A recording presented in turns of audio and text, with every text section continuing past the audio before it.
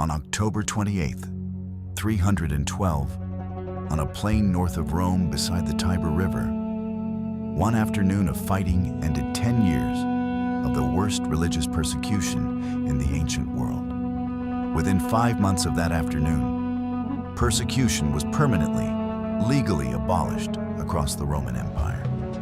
Within 68 years, the faith that had been declared illegal became the official religion of the most powerful state on earth. Contemporary records document the military odds.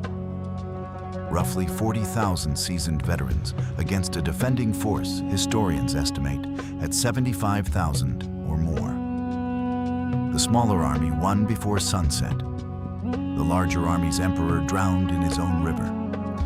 By the end of this video, you'll understand why historians call this not just a battle, but a civilizational hinge. The moment that set the Roman Empire on the road from persecuting Christianity to building it a throne. 3 documented facts will change how you see this story. First, the man history branded a pagan tyrant actually stopped Christian persecution in his territories before the battle. Second, the miraculous vision that supposedly inspired the winning side is contradicted by the earliest contemporary sources.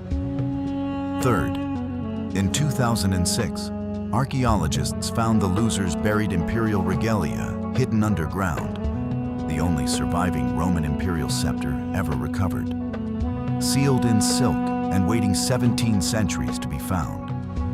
But here's what makes this historically fascinating. Why did the defending emperor abandon walls that had beaten 2 previous invasions? What did Constantine actually experience the night before the battle? Why does the triumphal arch the Senate built 3 years later contain no Christian symbolism?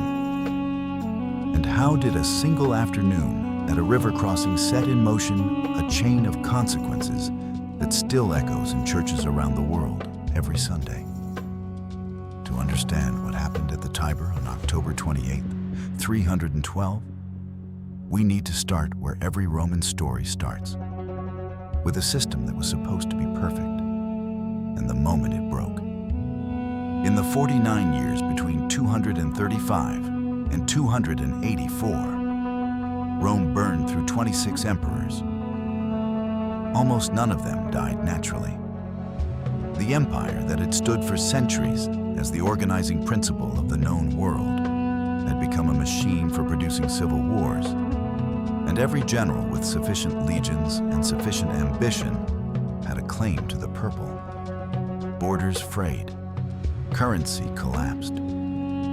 Plague moved through cities that couldn't feed themselves. The 3rd century was not merely turbulent, it was a civilization in the process of consuming itself. Diocletian changed that. Ascending to power in 284, he imposed a structural solution of remarkable ingenuity. His tetrarchy, the rule of 4, divided imperial authority between 2 senior Augusti and 2 junior Caesars, each governing a different region, each responsible for the military challenges of his frontier, each bound to the others by adoption, marriage, and oath. The logic was unimpeachable. When a senior emperor aged out, his junior Caesar would step up, choose a new Caesar, and the machine would continue without the ruptures of dynasty or conquest. Succession would be merit-based. Stability would be structural. The human element defeated it anyway. When Diocletian and his co-Augustus Maximian abdicated simultaneously in 305, the first voluntary abdication of a Roman emperor in history, their designated successors reorganized the tetrarchy and passed over the sons of the outgoing emperors entirely. Constantine, son of the new Western Augustus Constantius Chlorus, received nothing. Maxentius, son of the now retired Maximian, received nothing. 2 men who had every dynastic expectation of inclusion watched unknowns receive what they believed was theirs. The grievance was not abstract. world Rome had built, it was existential. Layered over this political fracture was something darker. In 303, Diocletian and his eastern co-emperor Galerius had launched the most systematic attempt to eradicate Christianity in Roman history. What historians call the Great Persecution had targeted the faith's institutional infrastructure with calculated precision. Churches were demolished, scriptures were confiscated and burned. Clergy were arrested, tortured, and executed. Christians were required to sacrifice to traditional Roman gods or face punishment. Maxentius, a Christian scholar who would later serve at Constantine's own court, documented the opening act. Imperial soldiers destroying the church in Nicomedia, while Diocletian watched from the palace window. Constantine was in Nicomedia when this happened. He was effectively a political hostage in Diocletian's court, insurance against his father's loyalty, educated among future rivals and future enemies. Watching a state use its full machinery against a faith whose practitioners he had grown up alongside. What he thought, watching that church burn, the ancient sources don't record. What he subsequently did about it became the fulcrum on which Western civilization turned. By 311, something historically remarkable occurred. Galerius, the man who had been the Great Persecution's primary architect, issued a deathbed edict of toleration from his sickbed in Serdica. The persecution was suspended, not ended, not apologized for, just paused. Maxentius interpreted his agonizing final illness as divine punishment, framing it with the theological satisfaction of a man who had survived what he was describing. But even stripping away his interpretation, the fact remained. The greatest imperial assault on Christianity had failed to suppress it. And the man who launched it admitted as much in his final weeks. Into this world, a tetrarchy already fracturing at its seams, a religious community battered but unbroken, 4 rulers eyeing each other across contested frontiers, walked the spring of 312, and a decision made in Gaul that would change everything. He wasn't supposed to be there. That is perhaps the most important thing to understand about Flavius Valerius Constantinus, the man history would eventually call Constantine the Great, before a single soldier of his crossed the Alps. His entire career was built on a foundation of exclusion, and the energy that drove him from a hostage's quarters in Nicomedia to the gates of Rome was the particular fury of a man who had been told, repeatedly and deliberately, that the throne was not for him. The ancient sources place his birth somewhere in the range of 272 to 285. Historians still disagree, and the uncertainty itself is telling of how little his origins were considered worth preserving at the time. He was born in Naissus, in the Roman province of Moesia, the territory of modern Serbia. His father, Constantius Chlorus, was a military officer working his way upward through the imperial machinery. His mother Helena's exact status, wife, common law partner, or concubine, remained ambiguous even in antiquity, which suggested she came from outside the ranks of the socially secure. Constantine began life with military connections and dynastic expectations, but without the uncontested legitimacy that would have made his path straightforward. The years he spent at Diocletian's court in Nicomedia were not merely educational.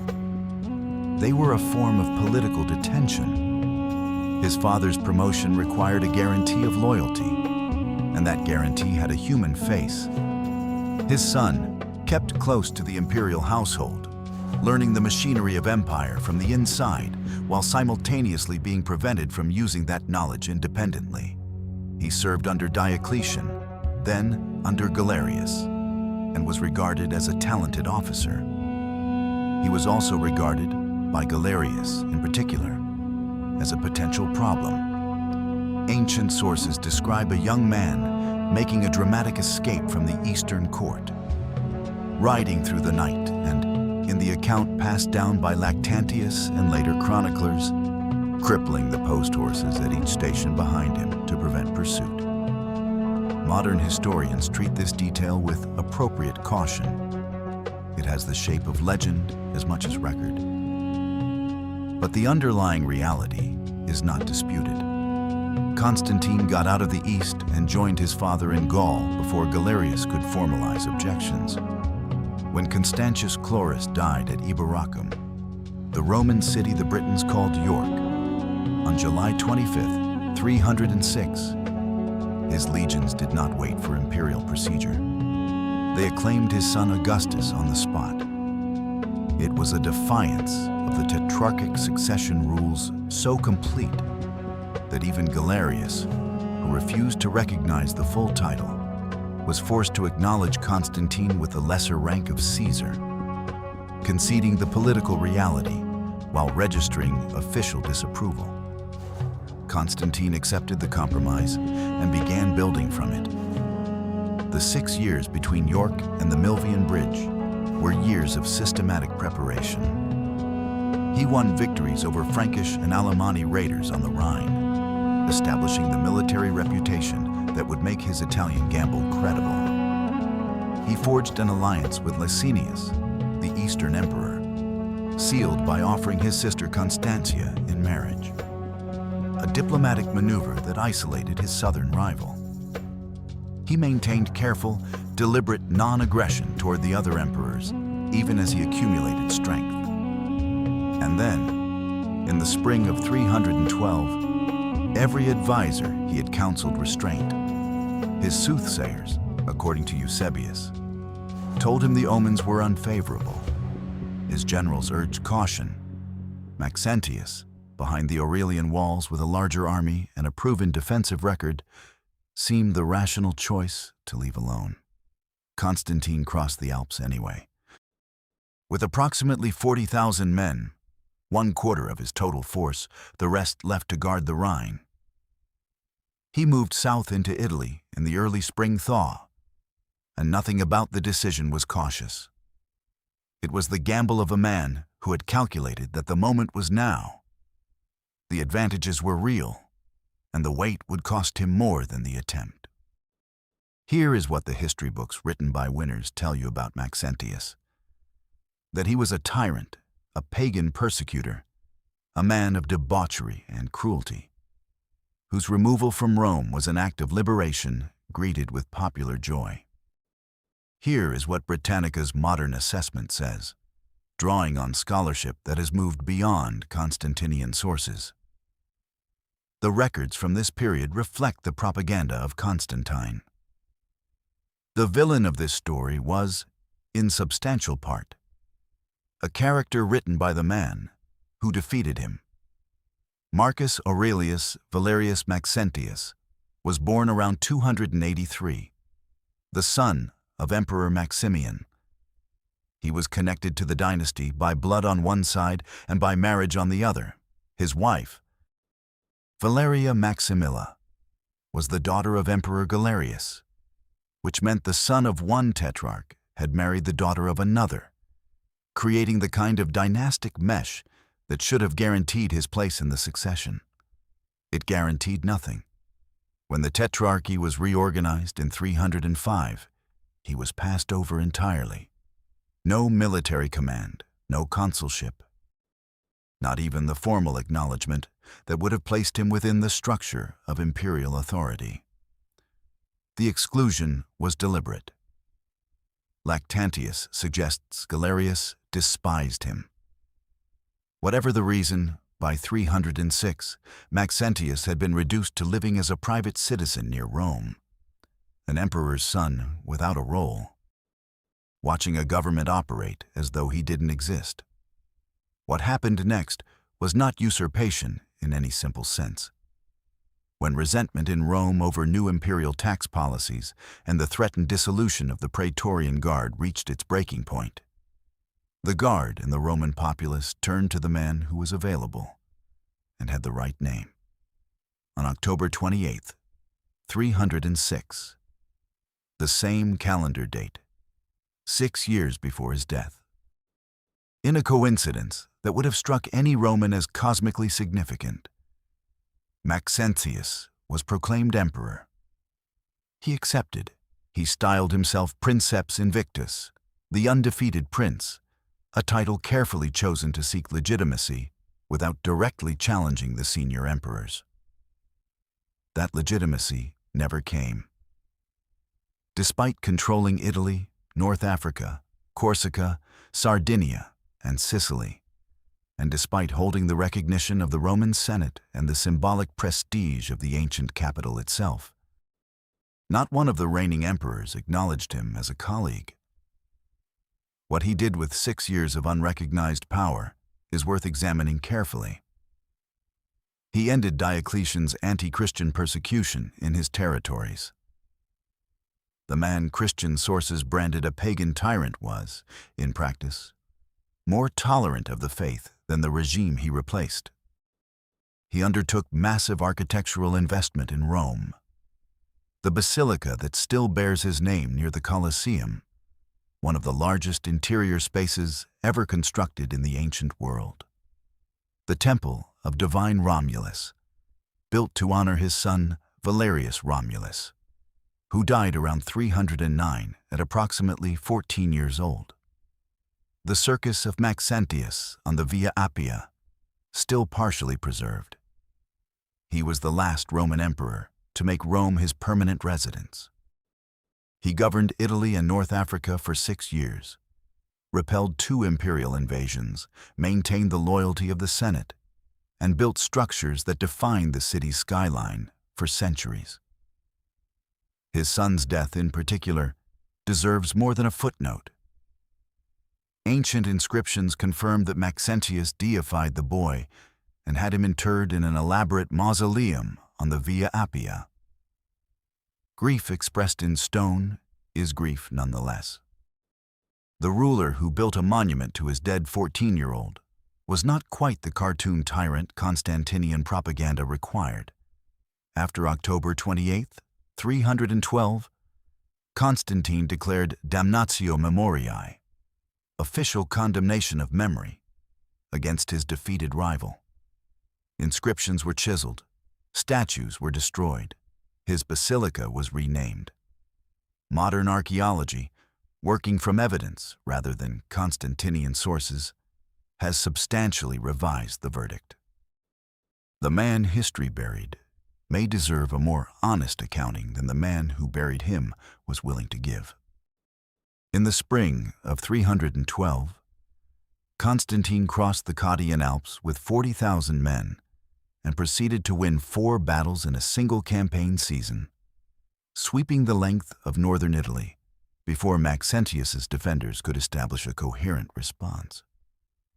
The campaign is documented in the Panegyricii Latini, formal Latin praise speeches, one written in 313 by an anonymous orator who had access to eyewitness accounts of the Italian fighting. It is not a neutral source. It is, however, a near contemporary one, and its tactical details have been accepted by modern military historians as broadly reliable.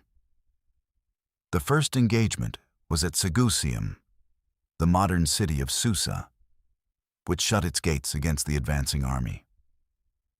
Constantine ordered the gates burned and the walls scaled, and the town fell quickly.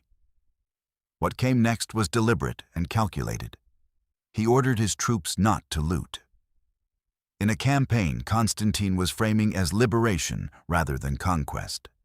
Mercy was a weapon. Other northern towns were watching. The message was explicit.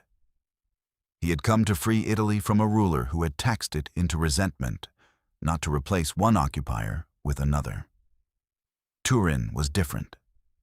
At the approach to Augusta Taurinorum, Constantine's advance met a significant Maxentian cavalry force, the Clibonari, the super-heavy armored horsemen who had become one of the period's signature military assets.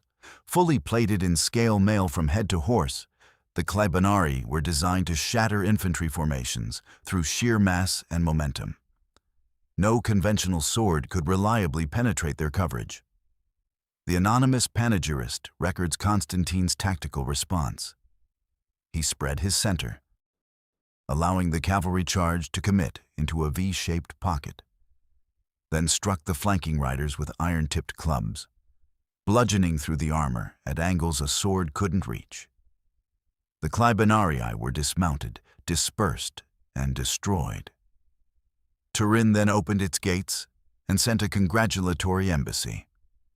Other northern cities followed. Milan, Mediolanum, the western imperial capital, opened without a fight. Constantine rested his army there through midsummer, resupplying and consolidating. By the time he resumed the advance through Brescia, his force had grown as captured soldiers joined and local recruits enlisted. War History Online, drawing on the ancient campaign record, estimates his army approaching Rome at approximately 50,000, somewhat larger than his Alpine force. The crucial pre-battle engagement was the Siege of Verona. Protected on three sides by the Adige River, the city held a substantial Maxentian force under Ruricius Pompeianus, Praetorian prefect, the highest military office in Maxentius's administration, and by every account, his most capable general. Constantine sent a flanking force north around the river bend while maintaining the siege with his main body. Pompeianus recognized the danger and summoned reinforcements from the south. Constantine defeated the relieving army in a night battle. The timing and the terrain giving his veterans the advantage over forces assembled in emergency. Pompeianus was killed in that engagement. Verona surrendered.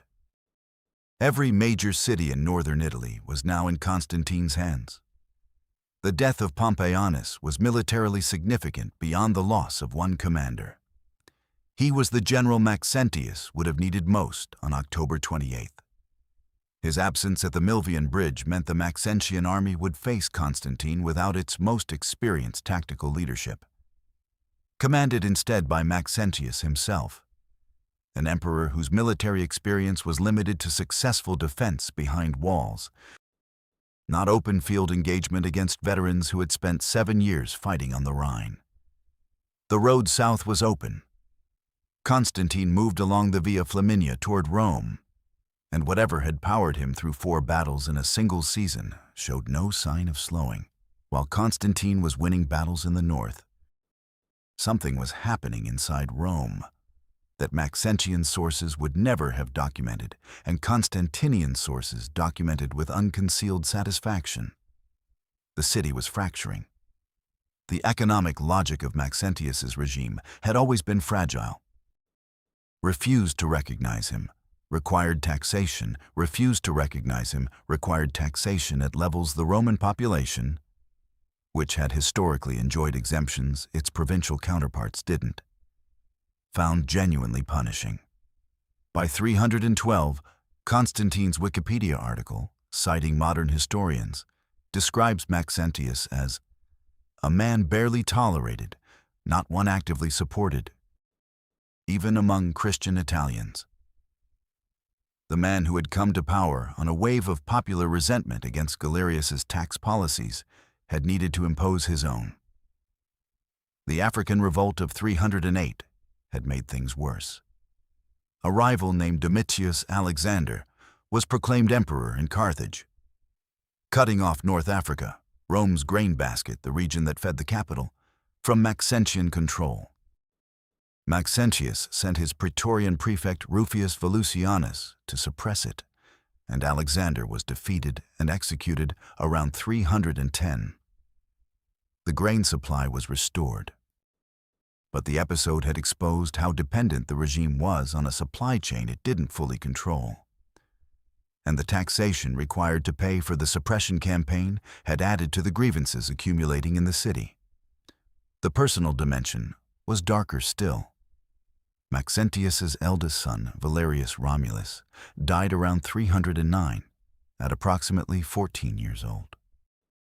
The funerary inscriptions and the mausoleum Maxentius built on the Via Appia confirm both the depth of the loss and the father's determination to make it monumental. Romulus was deified. The temple constructed in his memory near the Roman Forum still stands. A ruler who had lost his heir was ruling a city that was losing faith in him. And the combination, grief, pressure, isolation, the erosion of the popular legitimacy he'd started with, does not produce steady judgment. Lactantius, writing from Constantine's court with obvious pro-Constantinian bias, reports what may be the most telling detail of Maxentius's final months.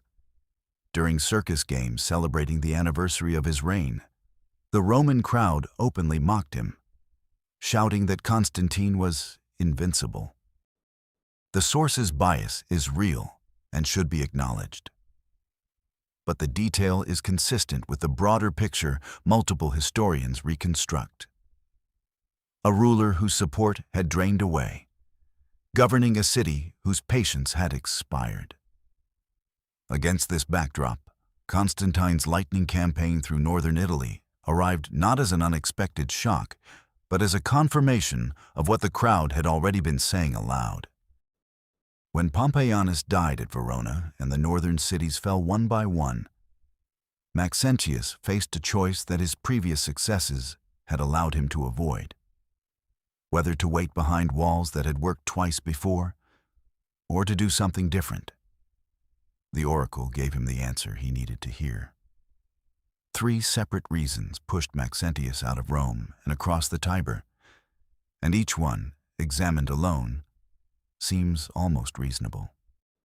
Together, they produced the worst tactical deployment in the history of a man who had previously shown genuine defensive instinct. The first was the Sibylline books. These sacred oracular texts, kept in the temple of Jupiter and consulted in moments of crisis since the early Republic, were brought out as Constantine's army approached from the north.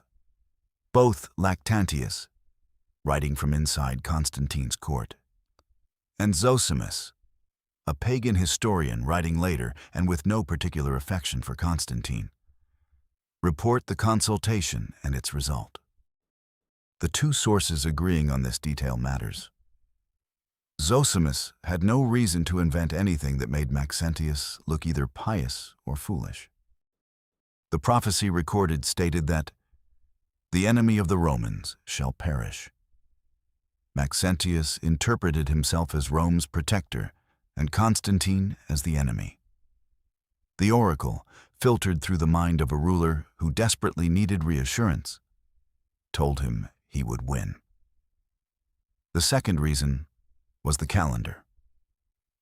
October 28, 312, was the 6th anniversary of his own acclamation as emperor, the Natalis Imperii, the birthday of his reign. For any Roman commander, going into battle on the anniversary of his political birth was precisely the kind of favorable omen that military tradition demanded. He had been proclaimed emperor on this day. He would not die on it. The date itself felt like a promise. The third reason was the tactical calculation that his defensive strategy required destroying the Milvian Bridge, the permanent stone span of the Via Flaminia across the Tiber, to deny Constantine easy entry into Rome. Having cut that crossing, Maxentius needed his own way to reach the north bank with his army. He had a temporary pontoon bridge built adjacent to the severed stone bridge. His army crossed the Tiber on it and deployed on the plain to the north. The bridge, built for orderly passage, not mass emergency retreat, now stood directly behind his lines as the only exit route. Military analysts have debated this deployment for 17 centuries.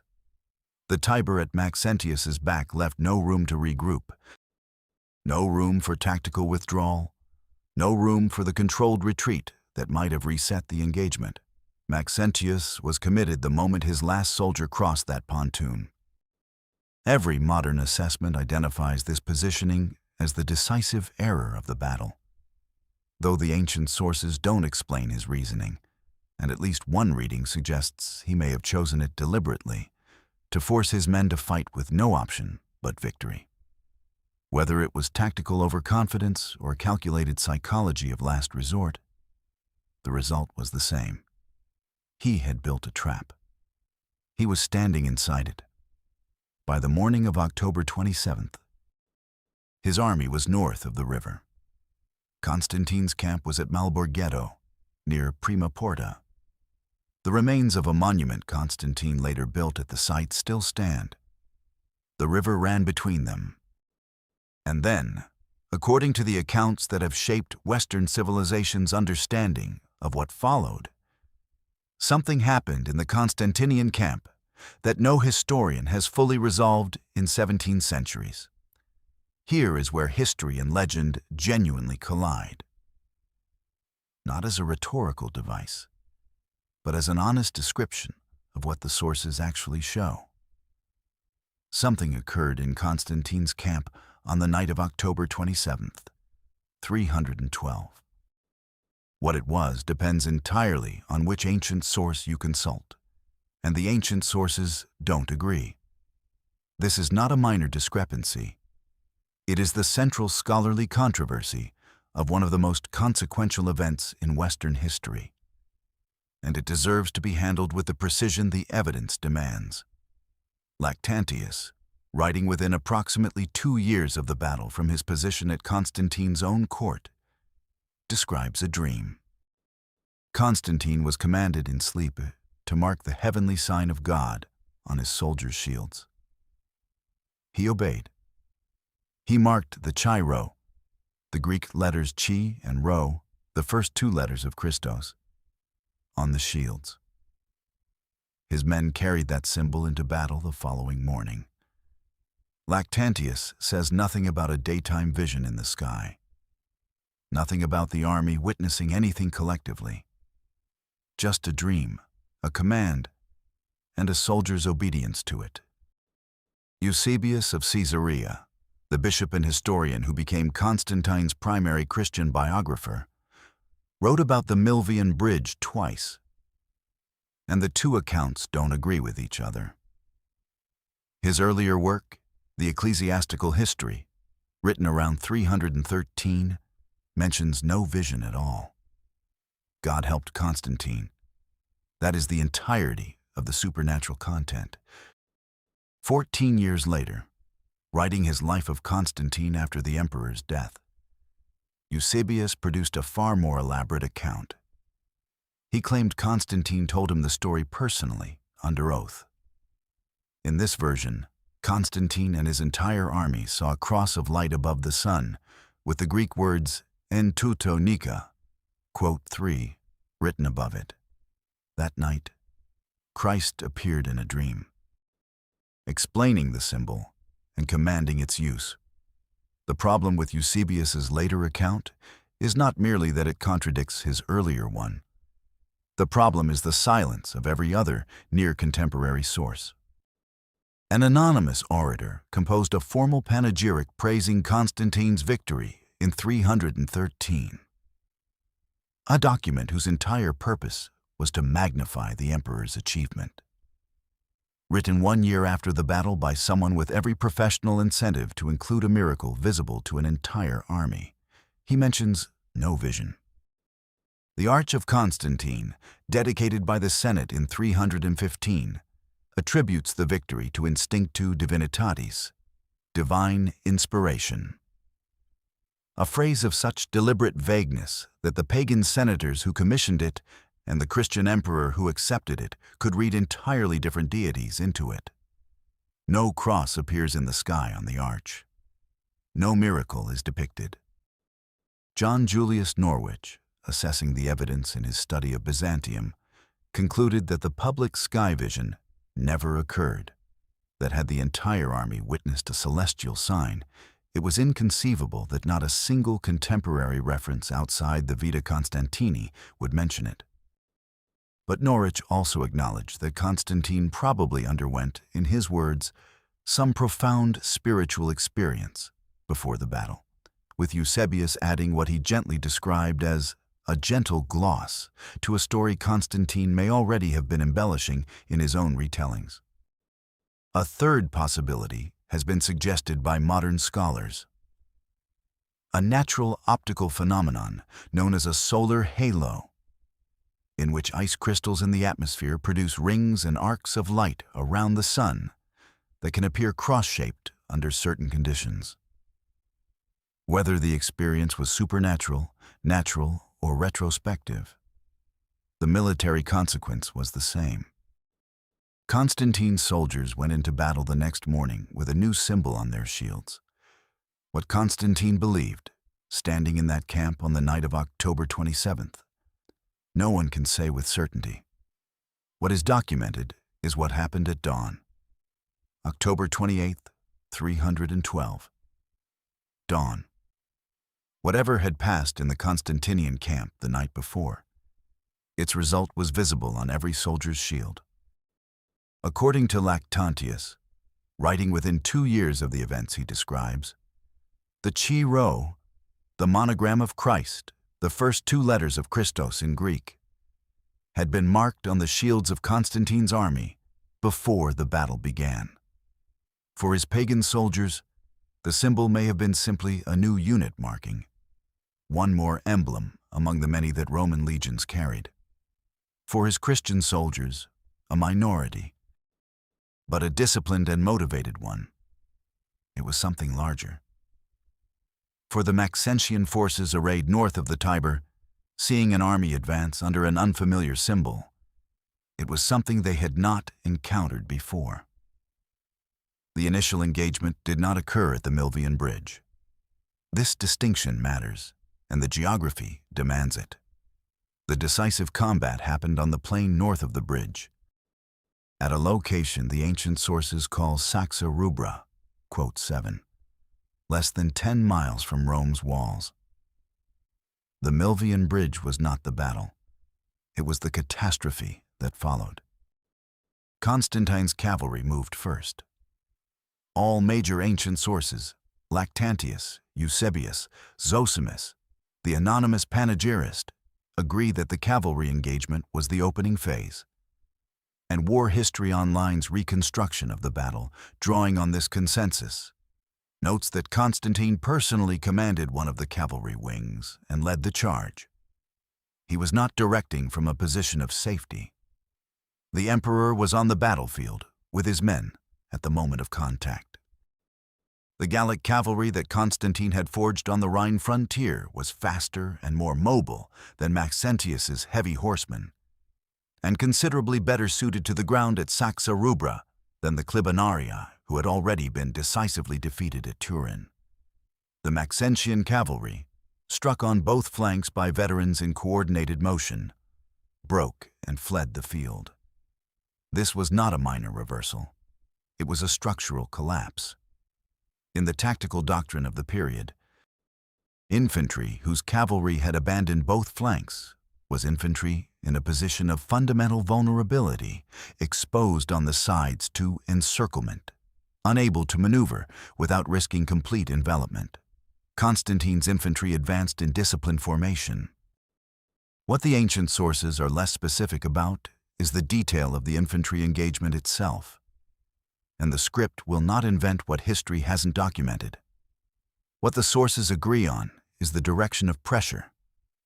Constantine's battle-hardened Gallic veterans, 7 years of continuous Rhine campaigning behind them, advanced against a Maxentian infantry that included Italian recruits and North African auxiliaries, all fighting with the Tiber at their backs and their cavalry gone. The Praetorian Guard, the professional corps, the men who had proclaimed Maxentius emperor 6 years earlier and had the most personal stake in his survival, held. The Italian recruits and auxiliaries, caught between experienced enemies and an impassable river, began to buckle. Maxentius's battle line bent toward the water. And then he gave the order that killed him. The order was rational. Maxentius had survived by retreating behind Rome's walls twice before. If he could get his army across the Tiber, regroup in the city, and resume the defensive strategy that had worked against Severus and Galerius, the campaign was not over. His walls were still intact. His grain supply was still functional. A controlled withdrawal was not surrender. It was a reset to favorable ground. What happened instead was not controlled. As the Maxentian infantry line began falling back toward the river, Constantine's veterans applied pressure with the efficiency of men who had trained for exactly this, pushing a broken formation faster than it could organize a retreat. The army funneled toward the single crossing point, the temporary pontoon bridge beside the ruins of the severed stone span. Thousands of soldiers, many in heavy armor, converged on a structure built for orderly passage, not mass emergency.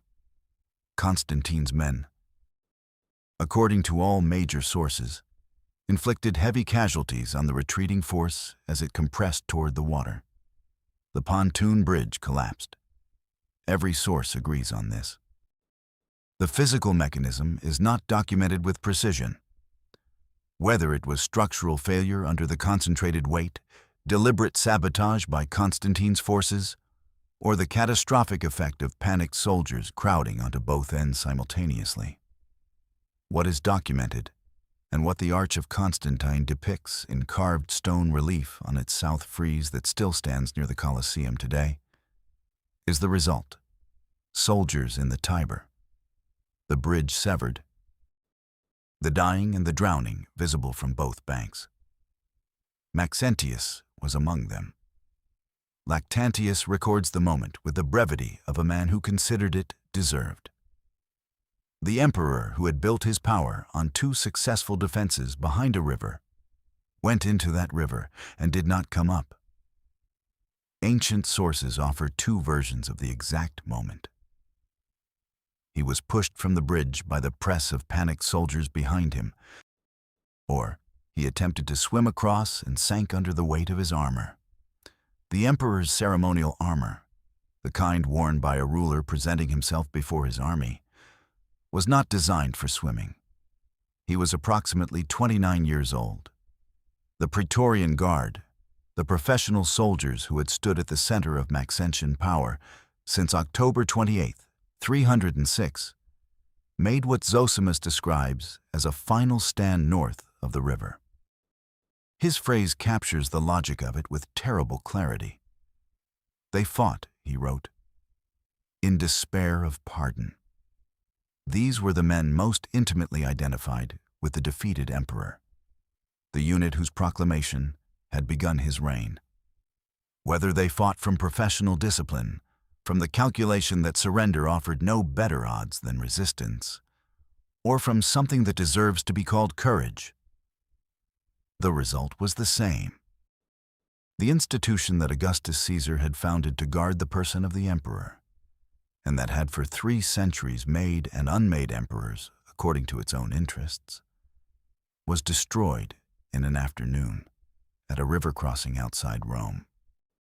Some modern military historians, including the careful analysis published at the Graphic Firing Table blog, note that the sources, including Zosimus himself, are not entirely specific about the Guard's precise final moments, and that the quote, _10 narrative may contain more elaboration than documentation.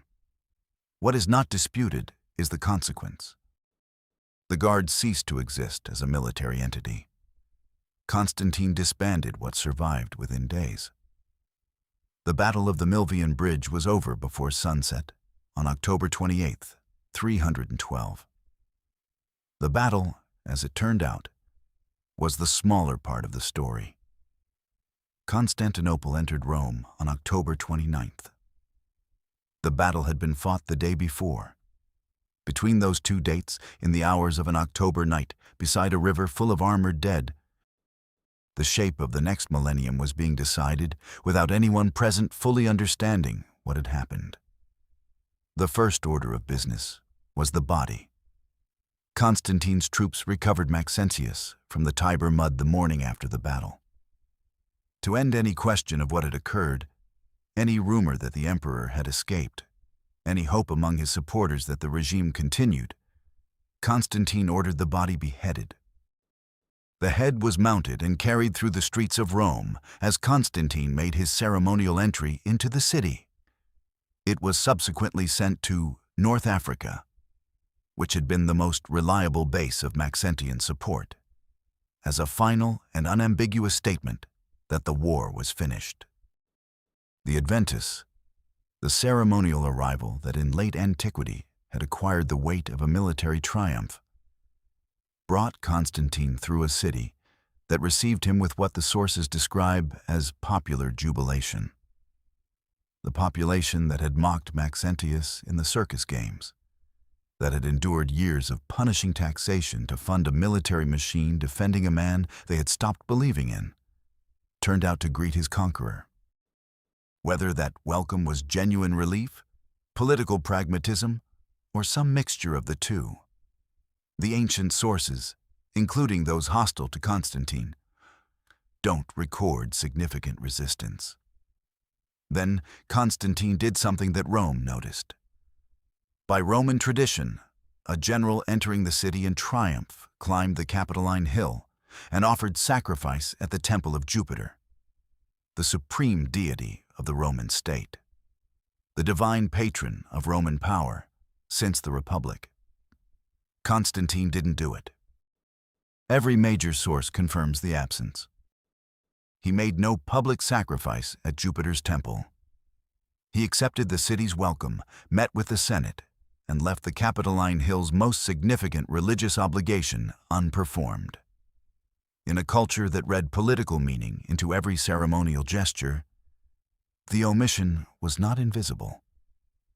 The Senate, navigating the same moment from a different angle, commissioned the Arch of Constantine, completed in 315, still standing today near the Colosseum, and inscribed it with a phrase of remarkable political craft. The victory was attributed to instinctu divinitatis, divine inspiration, not Jupiter, not the Christian God, just divinity, unspecified, available for each viewer to fill with whatever deity their private conviction supplied. The senators who composed that inscription were, in their way, managing a transition they could see coming, but couldn't yet fully describe. Constantine's other significant act was institutional and permanent. He formally disbanded the Praetorian Guard, the unit Augustus Caesar had established as the emperor's household troops in 27 BC, which had guarded, manipulated, murdered, and elevated emperors for 300 years. Individual guardsmen were dispersed to frontier units, their military experience scattered across the empire's borders where it could be useful and not dangerous.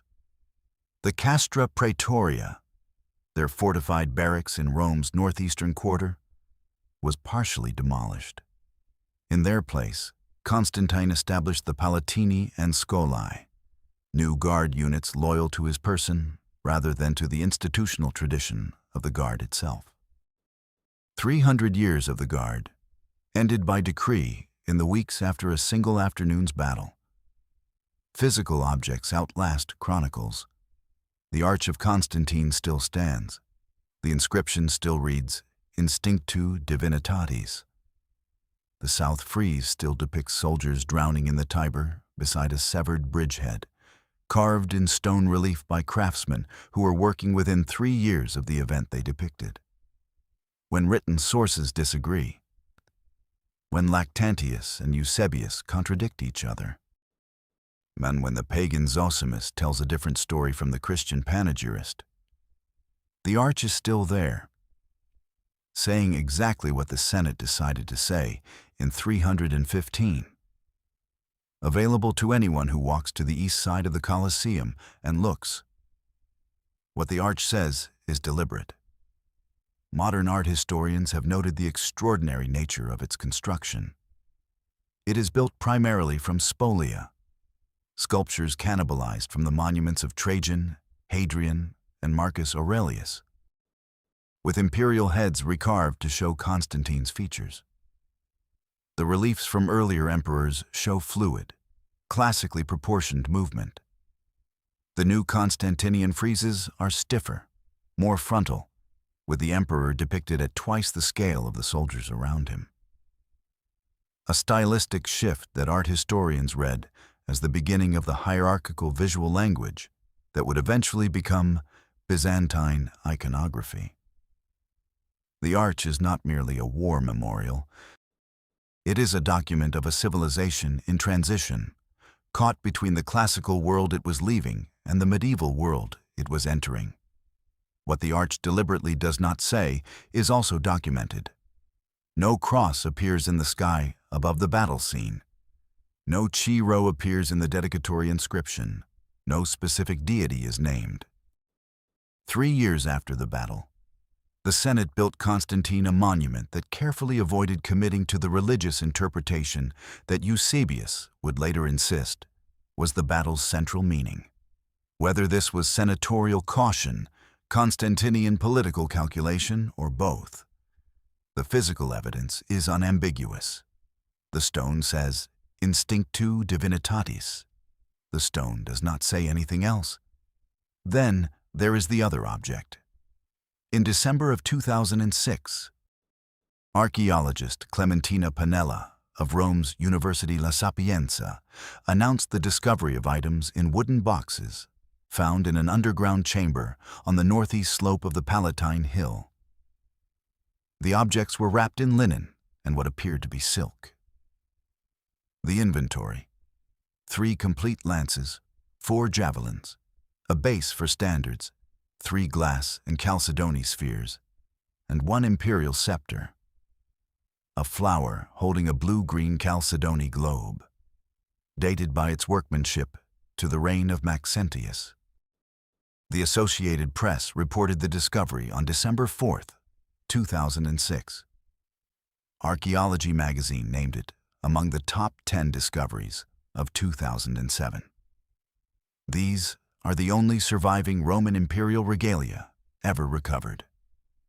Everything previously known about what Roman emperors actually carried in their hands during public appearances came from depictions on coins and stone sculptures. The objects themselves had been assumed lost. They were not lost. They were hidden. Pannella and her colleagues hypothesize that a loyal officer, watching Maxentius drown and the battle irretrievably lost, returned to the Palatine, where Roman emperors had lived since Augustus, gathered the symbols of imperial authority, and buried them rather than surrender them to the incoming army.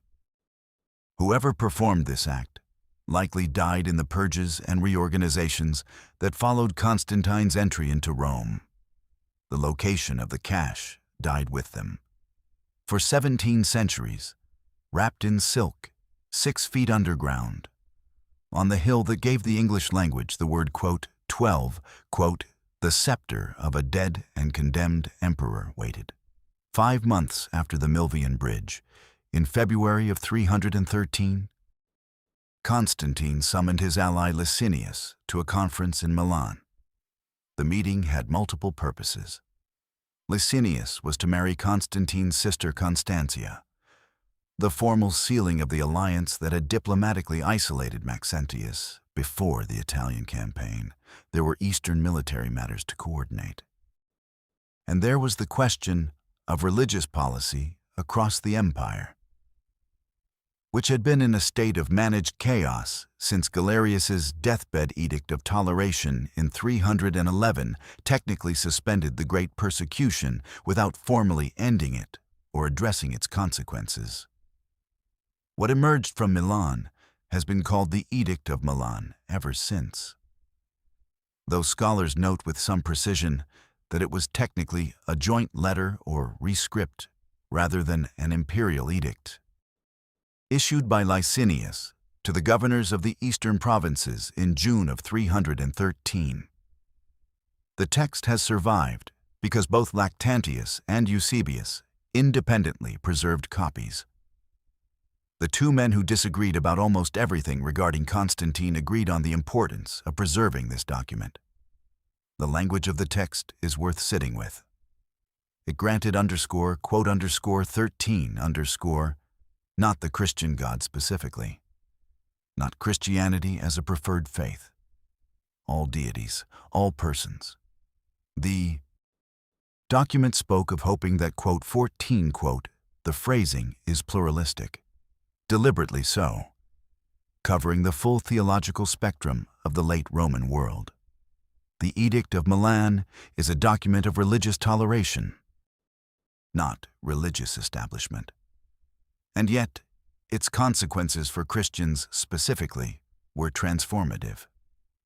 Church communities that the Roman state had treated as illegal assemblies were now recognized corporate entities with legal standing.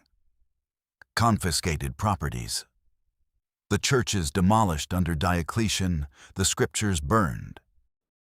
The institutional infrastructure systematically dismantled over a decade were to be returned.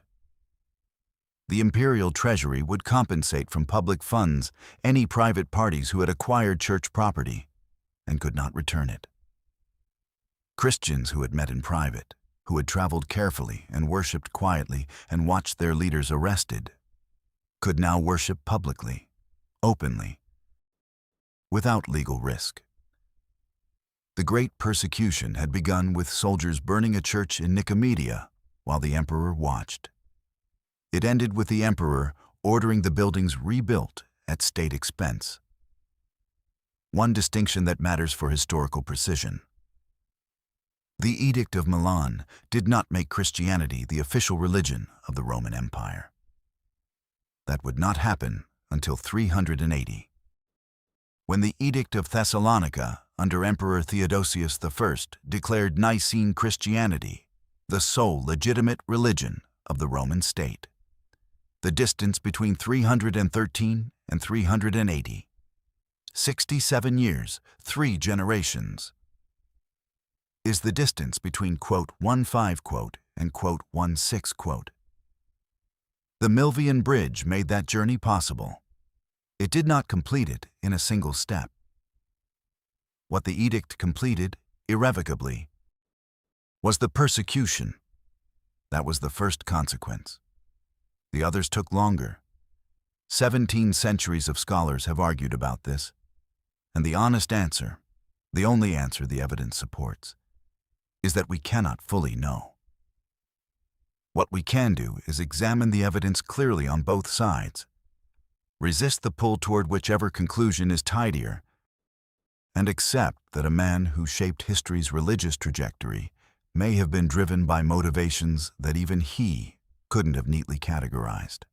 The case that Constantine's commitment was genuine rests on the consistency and breadth of his subsequent actions.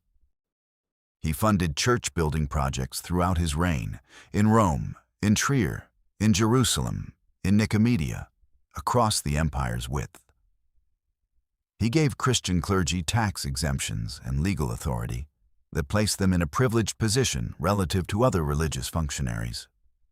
He ordered new copies of the Christian scriptures produced at state expense. In 325, he convoked the First Council of Nicaea, summoning Christian bishops from across the empire to settle the Arian controversy, whether Christ was, quote, 17, quote, as God the Father, or a created being of lesser nature, and producing the Nicene Creed, a statement of Christian belief still recited in Catholic, Orthodox, and many Protestant services worldwide every week. These are not the actions of a man who found Christianity useful for a season and moved on. 25 years of consistent, expensive, to mint coins bearing the image of Saul, to mint coins bearing the image of Sol Invictus, the unconquered sun, for years after the Milvian Bridge, blurring the line between the solar deity he had previously favored and the Christian God he now publicly supported. In 326, he had his eldest son Crispus, by all accounts a capable military commander with his own following, executed under disputed circumstances. Weeks later, his wife Fausta died under circumstances so strange that ancient sources couldn't agree on whether it was execution, suicide, or accident. The motivations behind both deaths remain genuinely unclear to modern historians. Whatever drove them, the acts were not those of a man whose religious conversion had softened his ruthlessness. He was baptized on his deathbed in 337, administered by an Arian bishop, the theological faction whose subordination of Christ to God the Father, his own Council of Nicaea, had declared heretical. Late baptism was common in the 4th century. Delay preserved the forgiveness of post-baptism sins. But the choice of an Arian bishop introduced its own irony. The emperor who had presided over Nicaea's condemnation of Arianism ended his life receiving its sacrament.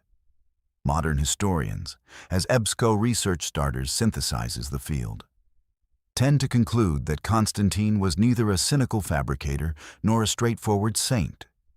He was a sophisticated political operator who understood that Christianity's empire-wide network of disciplined, organized communities was an extraordinary tool for imperial cohesion. And he was also, apparently, a man who genuinely believed he owed the Christian God a debt from October 28, 312. In the ancient world, these two things were not contradictions. Faith and politics lived in the same house. The first thing Constantine did to Maxentius after the battle was declare him dead. The second thing he did was try to declare him as if he had never existed.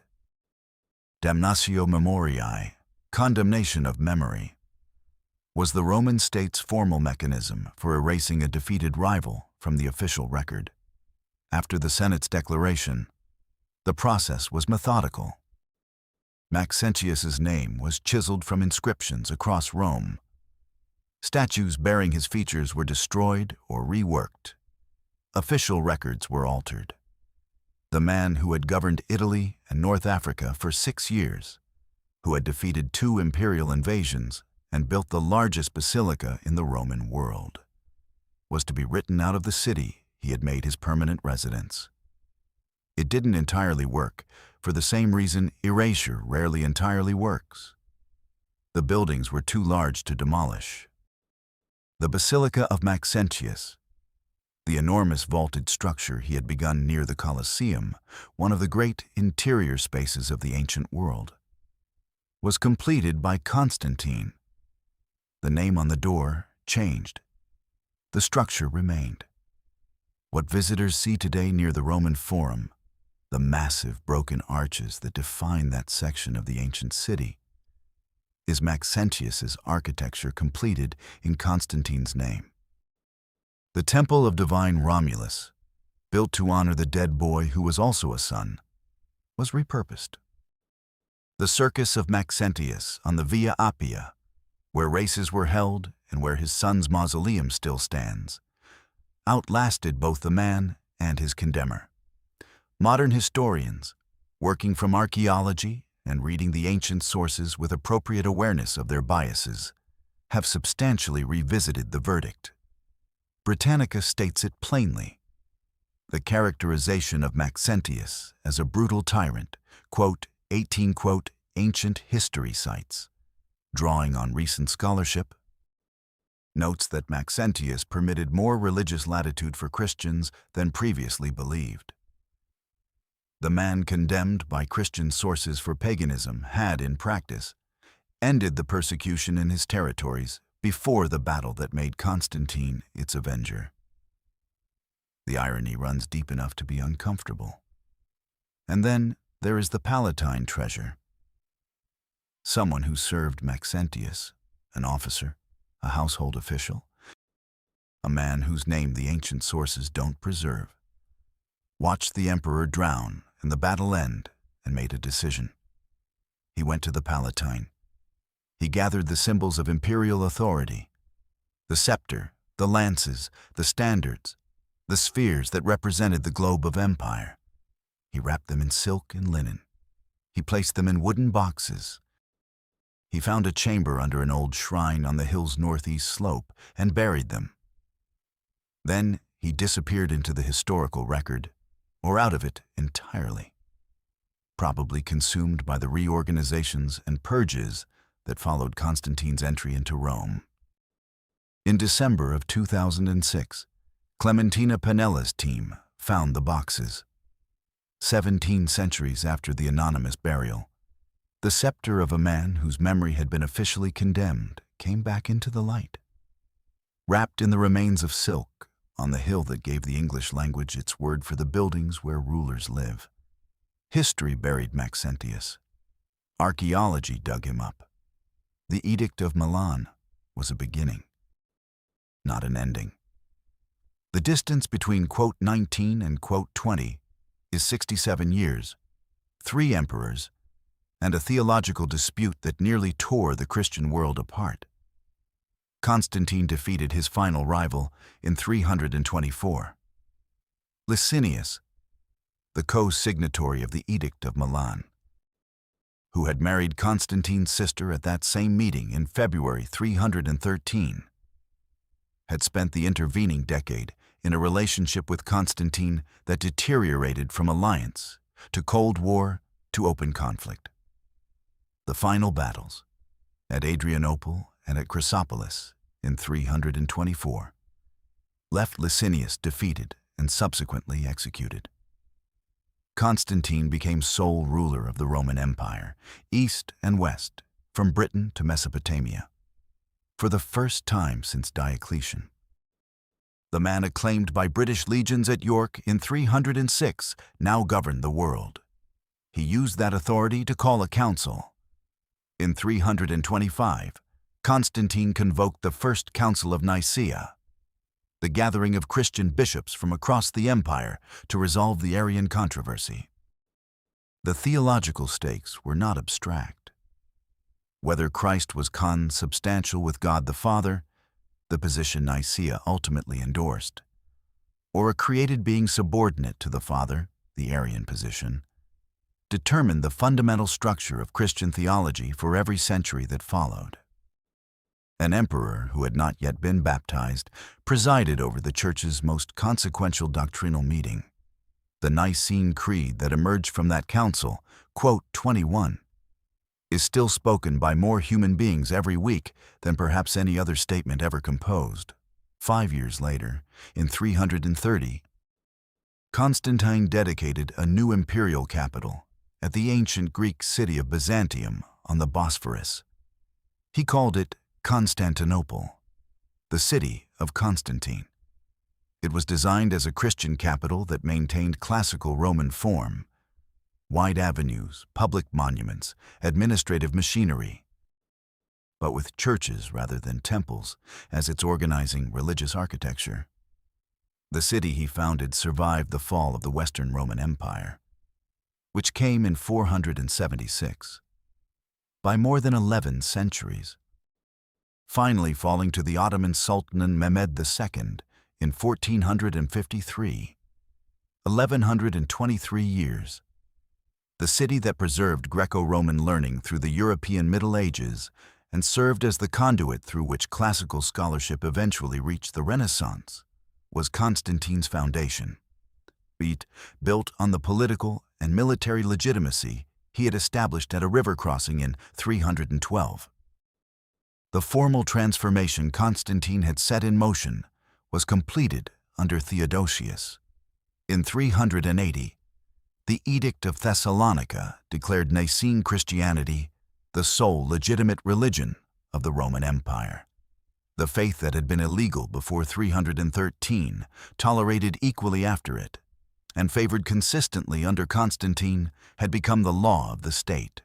3 generations after one afternoon at the Tiber, the revolution was complete. Every dramatic claim in the story of the Milvian Bridge comes with an asterisk.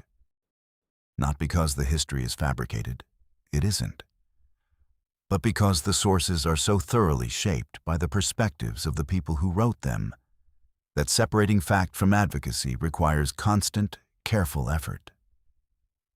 This is not a weakness of the history. It is the most interesting thing about it. The problem begins with the sources themselves. Our primary narrative accounts are Lactantius and Eusebius, both Christian, both personally connected to Constantine, both writing with the explicit purpose of demonstrating God's favor toward their emperor. Zosimus, the pagan alternative, writes from centuries later and with his own animus against a dynasty he associates with Rome's subsequent decline. The Panegyriki Latini, the official Latin praise speeches, are advocacy documents by definition. No neutral contemporary account of the Milvian Bridge exists. Every surviving witness had a stake in the outcome. The vision controversy crystallizes the problem. Lactantius describes a dream, a private, personal command, never witnessed by anyone else, reported within approximately 2 years. Eusebius's first account, written in 313, describes no vision at all. Eusebius's second account, written after Constantine's death, describes a public miracle witnessed by an entire army. An anonymous orator in 313, writing official praise of Constantine's victory with every incentive to include a miracle if one had occurred, mentioned nothing. The Arch of Constantine, 3 years after the battle, said Instinctu Divinitatis and named no god. The evidence for the sky vision is late, singular, escalating, and suspiciously absent from the most proximate sources. The evidence for some form of personal experience, a dream, a decision, a commitment made in the camp the night before, is broader and more consistent. Historians, as Britannica summarizes in its treatment of the vision controversy, have been arguing about this since the 4th century. The argument is still open. The Maxentius question represents a different kind of source problem. He lost. In the ancient world, losing meant your story was told by the winner. The _quote_22_ narrative. The cruelty, the debauchery, the pagan excess comes almost entirely from Constantinian sources that had structural reasons to justify the invasion as liberation rather than civil war. Oxford academic scholarship, Britannica, and modern archaeological analysis have moved toward substantial rehabilitation.